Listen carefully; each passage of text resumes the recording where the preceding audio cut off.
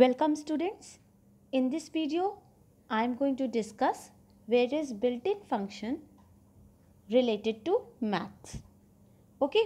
So, as you know that built-in functions are those functions for which you don't need to import any module, and such functions are always available in a program to use.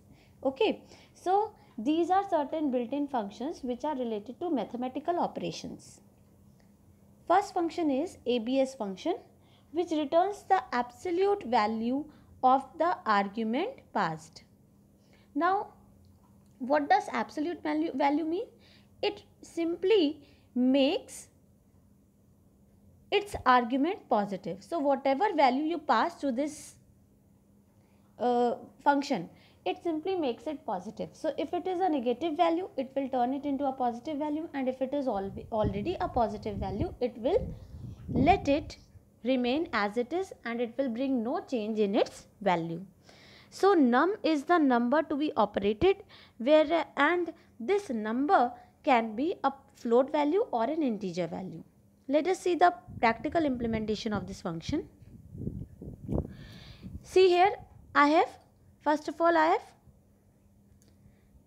have not imported any of the modules, and see I am directly using it without calling it with the help of any module name because I did not import any module. Okay, so here you can see minus 13.4 is a negative value, so it got converted into positive value.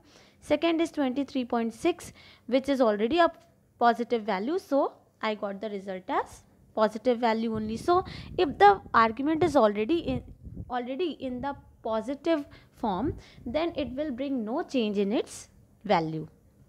Okay, then you know children, the working of this ABS function is similar to the working of FABS function of math module with a little bit of difference. Okay, so first of all the difference is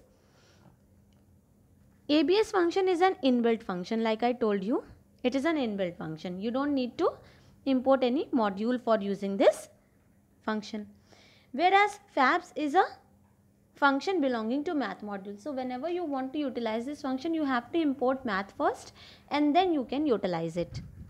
Second is, this function is invoked directly. You know that built-in functions are always available for the program to use, so you can directly invoke it like you saw in the practical implementation of this function. And FABS function needs math module to be imported, and it is invoked using math module name followed by dot operator. Okay, here you can see the example. I have invoked ABS function directly and passed a value to it, so it will turn it into a positive value. And here I have invoked invoked this FABS function with the help of math module name and dot operator. Okay, so yes, this function works similarly as ABS function, but this is a small difference. Clear? Here I have shown you the the difference between these two functions with the help of practical implementation. You can see that ABS function is called directly and it does it work. But if you call FABS function directly, it will give you error saying that name FABS is not defined because it is defined inside math module. Okay, then import math. So math.fabs, see, when I did like this, it is not giving me any error and it is giving me proper answer. But when I tried to call ABS function using math module, it gave me error because ABS function is an inbuilt function. Next function is divmod function. Now this function, as the name suggests, it takes two parameters, okay, and performs division followed by modulus. So div stands for division, mod stands for modulus. Okay, it performs a slash b, means a divided by b followed by a modulus b, and returns a tuple of this format. Okay, so remember, you will get a tuple as a result in which the first element will be the result of A floor division B and second element will be the result of A modulus B. Okay, so the returned result will be a tuple. A is the numerator. You have to call this function and you have to give two parameters in which A is the numerator, okay, and B is the denominator. These A and B can be float or integer value and it returns a tuple value. Here you can see certain examples. And you know children, this is a very interesting function because this function has many applications. Like it can be used to check whether a number is divisible by another number or not. How you will check it? You will come to know in this example, in these examples. And another application of this function is that it can be used to determine whether a number is prime or not.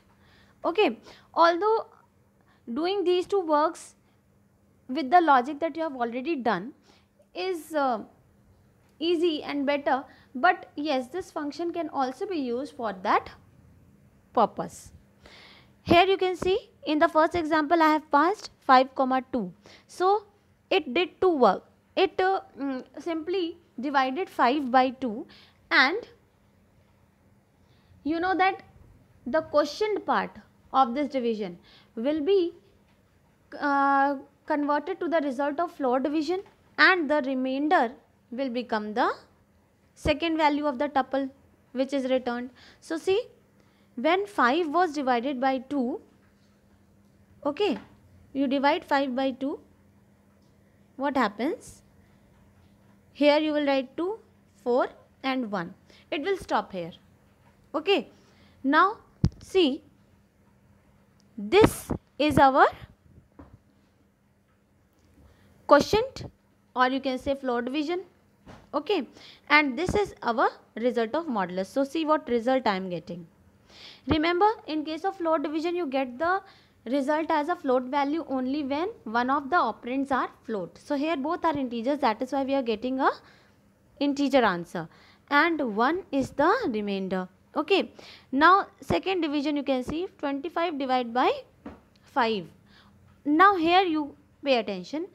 If the second value of the returned tuple is 0, then this means that first number is divisible by the second number. Like I told you, this function can be used to check for the divisibility of a number by the second number. Okay, so here I am doing this only.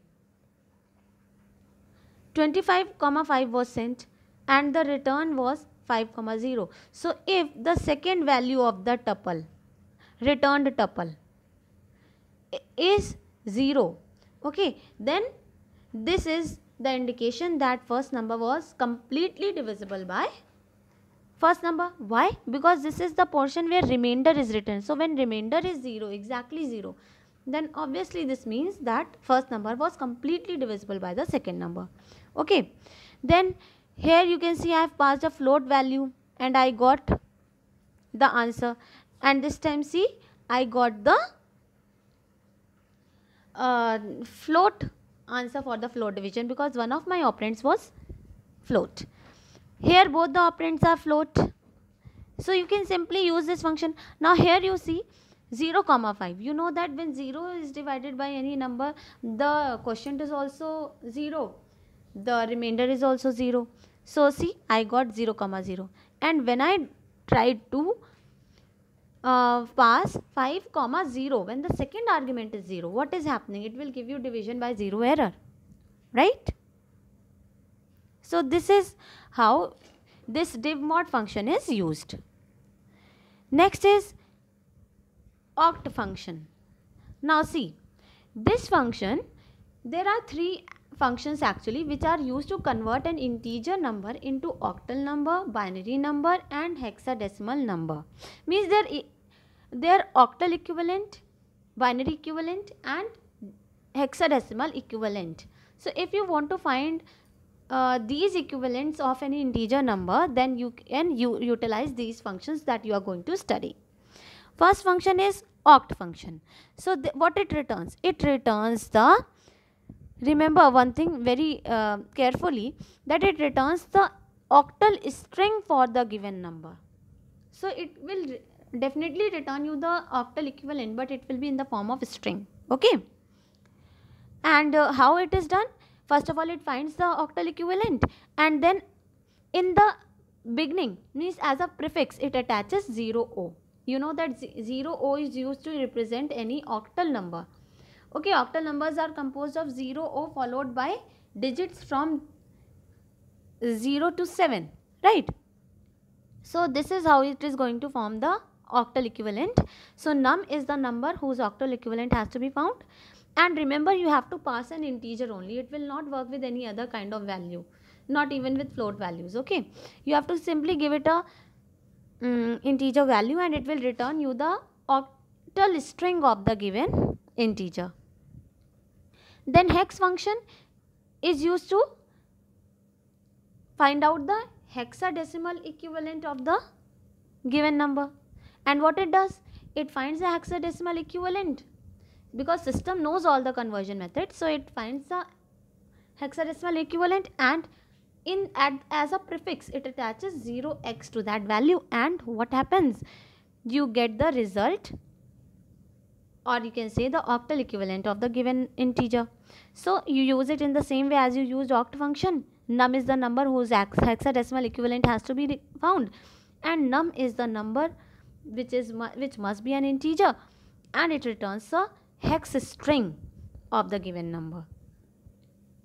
Then we have bin function, which is used to find the binary equivalent of the given integer, but the returned result will again be a string.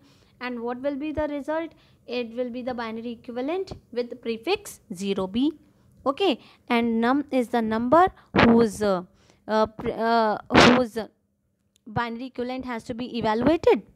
Okay, and it must be an integer, and it will return you a string.